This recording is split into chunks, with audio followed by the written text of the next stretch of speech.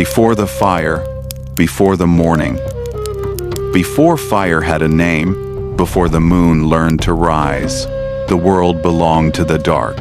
The sky was endless and empty. The earth groaned under storms. And mankind, if that word even meant anything, was nothing more than a whisper among beasts. They crawled, they hid, they feared the night that never seemed to end. No songs, no gods, only hunger and silence. But one day, something changed. Something ancient stirred beneath the bones of the earth, and the first dawn began to breathe. Part 1. The Tribe of Shadows. The Naru tribe lived in a world where shadows had weight. They slept curled together for warmth, their breath turning to mist in the frozen dark. Children were born knowing fear before language, and fire was just a rumor told by the wind. They did not speak, not as we do. Their voices were cracks, grunts, rhythm. But sometimes, at night, those sounds began to form patterns, not quite words, but the echo of words. And from that echo came something new, a song, soft, trembling, barely human. The first attempt of the human spirit to be heard. They say the mountains still remember it. A low hum beneath the rocks, where silence first learned how to breathe. Part 2. The Memory of the Stone. Inside their cave, deep beneath layers of earth and time, the walls were covered with red dust and smoke stains. But one child, nameless, wild-eyed, took a piece of charcoal from the dying fire and began to draw. The others watched, confused. He drew a line, then another, a shape the beast they had hunted that morning. No one had ever done this before. No one had ever captured life. When he finished, he pressed his hand beside the image. A mark, a symbol, the first word without sound. That was the moment art was born. Not to record, but to remember. And when the wind howled outside, they believed the spirits in the drawing would wake and protect them. From then on, the walls of their cave became their temple.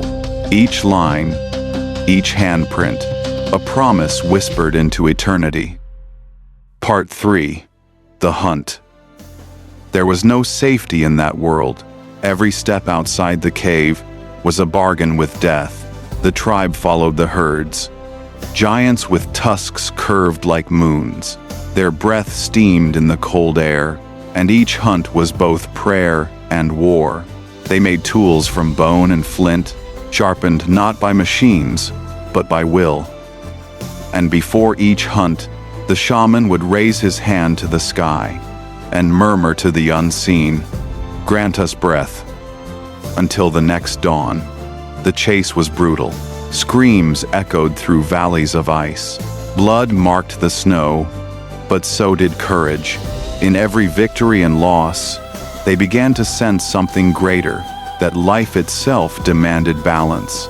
And in that fragile understanding, the first spark of belief was born. Part 4. The Night of Stories. When the sun sank, they gathered. The fire cracked, throwing ghosts of light onto the cave walls. The elders spoke of the sky, that it was not empty, but filled with eyes of those who came before. One child asked, "Do they watch us always?" The old man smiled, toothless and slow. "Only when we forget to look up." They laughed, but also listened. For the first time, they imagined something beyond the world they knew. Those flickers of imagination, fear turned into myth, memory turned into faith, were the first stories ever told. And with them, the first gods were born. Not in heaven, but in the hearts of the people who dreamed. Part 5. The First Dawn. Then came the morning that changed everything. The storm had passed. The air was still. And for the first time, the horizon began to glow. They stepped out of the cave, shielding their eyes. The light was too pure, too alive. It painted the stones gold and the rivers silver. No one spoke. Even the wind held its breath. One woman reached out, and sunlight touched her hand. She gasped, not in pain, but awe. "The dark is not gone," she whispered, "but now we know how to wait for the morning." It was the first dawn, the moment humanity awoke, and somewhere deep in their bones, the tribe understood. They were no longer creatures of the night.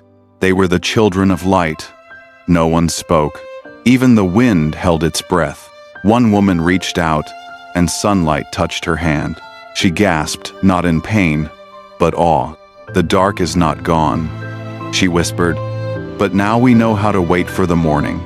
It was the first dawn, the moment humanity awoke, and somewhere deep in their bones, the tribe understood. They were no longer creatures of the night. They were the children of light. Outrow, the echo of humanity. We call them cavemen, but they were the first dreamers, the first poets, the first to stand against the silence. Their hands painted our beginnings. Their songs shaped our hearts, and their dawn still burns inside every flame we make, because maybe humanity's first miracle wasn't fire, it was hope. If this story made you feel the echo of where we came from, hit subscribe and join us again in the next forgotten story of the world before memory. This is Lost Myths, where the legends of who we were remind us who we still are.